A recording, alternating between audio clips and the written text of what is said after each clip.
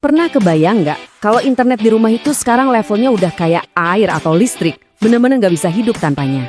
Nah, di sesi bedah dokumen kali ini, kita bakal mengupas tuntas sebuah pitch deck yang membahas evolusi internet rumahan dan gimana hal ini bakal ngebentuk ulang gaya hidup kita menuju tahun 2026.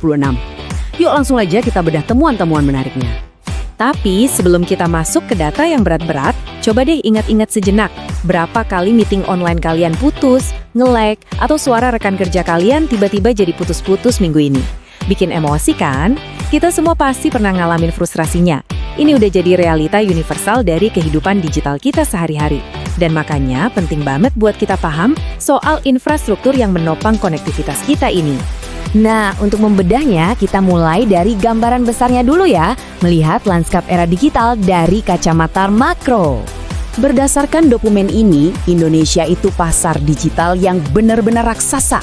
Tingkat penetrasi internet kita saat ini udah nyentuh angka 78%. Coba bayangin, angka ini jauh di atas rata-rata global yang cuma 67% loh. Artinya, mayoritas dari masyarakat kita itu udah hidup dan saling terhubung secara aktif di dunia maya. Dan persentase tadi itu merepresentasikan skala yang gila banget, 215 juta pengguna. Ratusan juta orang ini nggak cuma online sesekali aja. Datanya nunjukin rata-rata orang Indonesia menghabiskan 7-8 jam secara online setiap harinya. Dan kebanyakan diakses lewat HP. Durasi selama ini bukan cuma buat sekedar hiburan ya, tapi karena rumah kita sekarang udah berubah wujud jadi pusat produktivitas yang baru. Tempat kita kerja, anak-anak sekolah, sampai tempat ngurusin bisnis. Kehidupan kita benar-benar udah pindah ke ranah digital. Oke, sekarang kita zoom in sedikit ke masalah jaringannya dan dampak nyatanya buat perjuangan kita sehari-hari. Kalau dipikir-pikir, pilar aktivitas modern kita, kayak WFH, sekolah online, nonton film, atau jalanin bisnis, itu napasnya ada di internet. Begitu internetnya lelet, dampaknya langsung kerasa detik itu juga. Produktivitas tiba-tiba anjlok, mood anak buat belajar hancur karena aplikasi tertutup paksa. Dan yang paling ngeselin, pas lagi seru-serunya nonton malah muncul simbol buffering yang muter-muter tanpa henti. Internet yang buruk itu benar-benar bisa ngelumpuhin ritme sisi rumah tangga. Dari situlah, dokumen ini ngenalin Maintech sebagai solusi utamanya.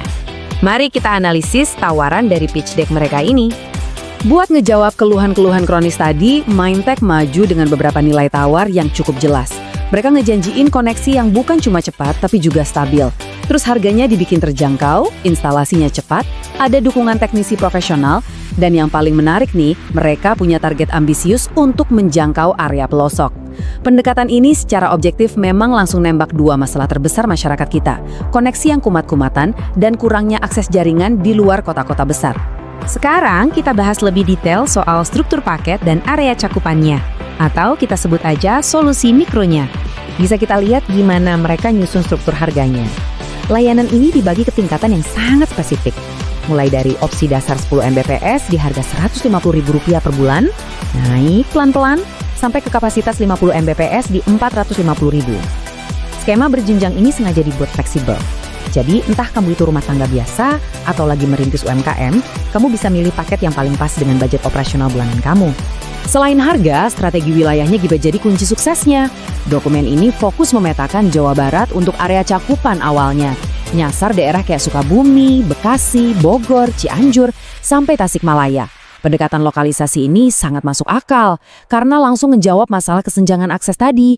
Mereka nyoba ngebangun infrastruktur fiber optik yang gak cuma jago di pusat kota, tapi merambah jauh ke pedesaan dan area pinggiran.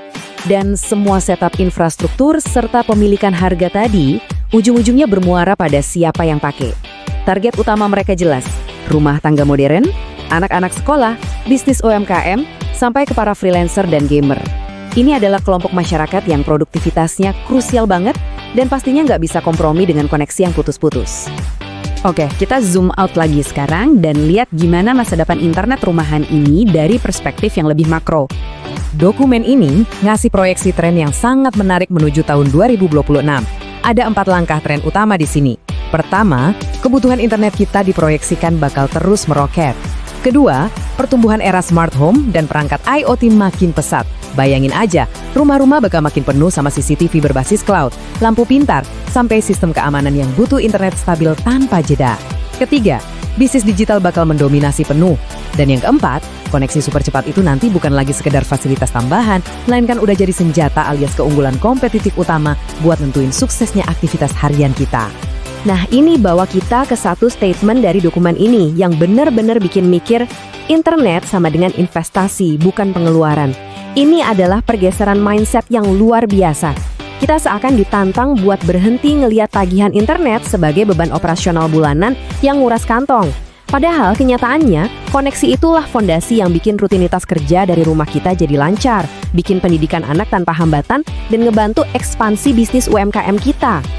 Di bagian akhir, dokumen ini menyertakan informasi kontak Maintech buat yang pengen eksplorasi layanan mereka secara langsung. Ada website, nomor WhatsApp, nomor telepon, sampai alamat email resmi. Sebelum kita benar-benar berpisah, ada satu pertanyaan tersisa dari apa yang baru kita pelajari hari ini. Coba cek deh, apakah koneksi di rumah kalian saat ini fungsinya masih sekedar beban pengeluaran? Ataukah udah benar-benar jadi sebuah aset investasi yang terus mendorong kalian maju? Terima kasih banyak udah ngikutin sesi bedah dokumen ini sampai akhir, dan sampai jumpa di analisis materi seru kita selanjutnya.